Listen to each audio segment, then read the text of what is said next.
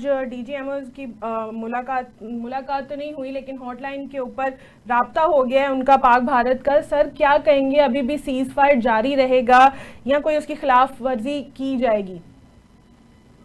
देखिए, पहली बात तो ये है कि हॉटलाइन पे बात होना कोई नई बात नहीं है। ये तो ड्यूरिंग वार भी होती रहती है और फ्रीक्वेंटली जब चाहें ये टेलीफोन होता रहता है। तो it is not related to this ceasefire जो अभी हिंदुस्तान ने अमेरिका के कहने पे और अमेरिका को रिक्वेस्ट करके और सऊदी अरेबिया को रिक्वेस्ट करके जो करवाया है, इसका इससे कोई ताल्लुक नहीं है।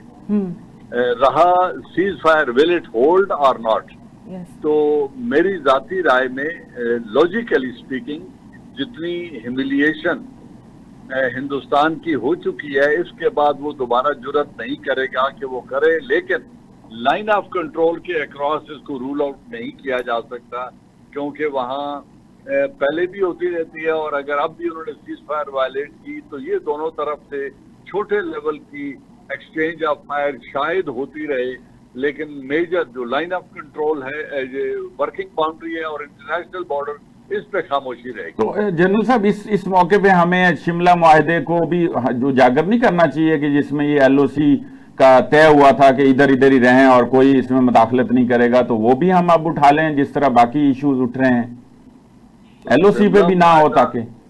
देखिए, शिमला मुआहदा इज अ डेड हॉर्स। वो या अल्लाह मुर्दे में जान डाल सकता है या हजरत ईसा अलैहिस्सलाम का एक मौजज़ा था, उसके अलावा कभी कोई मुर्दे को जिंदा नहीं कर सका। शिमला एग्रीमेंट ने पहले 55 बरस में हमें क्या दिया है जो आप देगा। ठीक है, देखिए, हिंदुस्तान की जहनीयत को समझने की जरूरत है जी। हिंदुस्तान एक स्टेटस को पार है। अभी तक वो आज 6 मई तक तो वो बड़े चौड़े होके हमें सबक सिखाने की बात कर रहे थे। ये तो अभी जब उन्हें एक शदीद झटका लगा है तो वो भागे हैं सीज फायर के लिए, क्योंकि उनका जो एक रीजनल बुली का इमेज था, जो एक स्ट्रेटेजिक पार बनने का इमेज था, वो धड़ाम से गिर गया है। तो वो सीज फायर की तरफ गए हैं। इसके अलावा वो कोई कंसेशन न कश्मीर पे देंगे, न कश्मीर के मसाइल का कोई हल होगा और न ही कोई और शर्त वो मानने को तैयार होंगे। बस मिलेंगे, बैठेंगे और बैठ के फिर उठ जाएंगे। वो जिसे कहते हैं ना, नशिस्तन गुफ्तन और बर्खास्तन, ऐसा होता रहेगा। कोई बड़ी मैं उनसे किसी बेहतरी की तवक्को नहीं रखता। अब वो दुरुस्त है कि उनका बाजार बनिया का तो अब सदियों से हम इससे वाकिफ भी हैं, हम इकट्ठे भी रहे और इसी वजह से तो एक अलग रियासत की जरूरत पड़ी। तो फिर बनिया का जो बंदोबस्त है या उसकी जो मरम्मत का बंदोबस्त है, उसके बगैर तो फिर वो मानेगा नहीं। आपकी बातों से भी यही लग रहा है।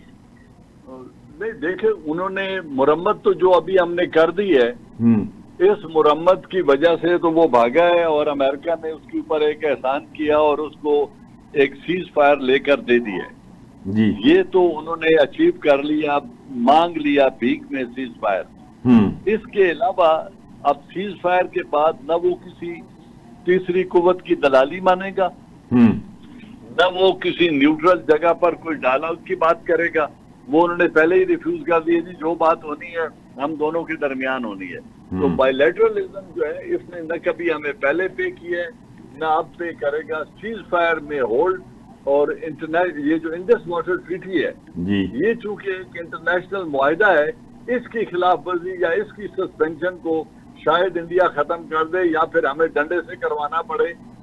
इसके अलावा वो और कोई बात नहीं मानेगा। बल्कि मुझे तो लगता ये है कि बहुत बड़ी अचीवमेंट होगी अगर अमेरिका की तरफ से इशारा हो, सऊदीया की तरफ से कोई प्रेशर हो और वो बलूचिस्तान के अंदर और केपी के अंदर जो दहशतगर्दी करवाता है, अगर उससे भी वो बाज आ जाए तो ये एक बड़ी अचीवमेंट होगी। वरना हमें फिर उसको इन्हीं कॉइन्स में पे करना पड़ेगा और वो हम में सलाहियत भी है और वेर विदाल भी है हमारे पास करवाने का। अच्छा, ये तो हमने बता दिया। मोदी साहब थोड़ी देर पहले से खिताब कर रहे थे, सुना होगा आपने या उनकी टोन देखी होगी। वो तो वही है, वो तो आप अंदाजा नहीं कर सकते कि वो कोई किसी तरह से कोई अमन अमान की तरफ आ जाएं। देखिए, सियासतदान है, उसने अपना इमेज जो धड़ाम से गिर गया 59 इंच की छाती जो है, वो मेरे ख्याल में अभी 24 की भी नहीं रह गई, जो उन्हें झटका अभी लगा है। हाँ जी। इस झटका लगने के बाद उसने अपने लोगों को तो एक जिंगोइज्म, उनके सामने तो वो नहीं कहेगा कि मैं लेट गया हूँ, तो उसको सियासतदान है वो इस तरह की बढ़ के मारता रहेगा, लेकिन उसकी आर्म फोर्सेस को, उसके एलाइज को ये पता चल गया है कि हिंदुस्तान में वो जान नहीं है जो हम समझ रहे थे कि कल हम इसको चीन के खिलाफ एक बड़े बुली के तौर पे, एक काउंटरवेट के तौर पे खड़ा करेंगे।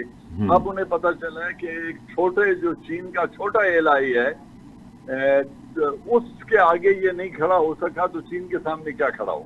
बिल्कुल ठीक है।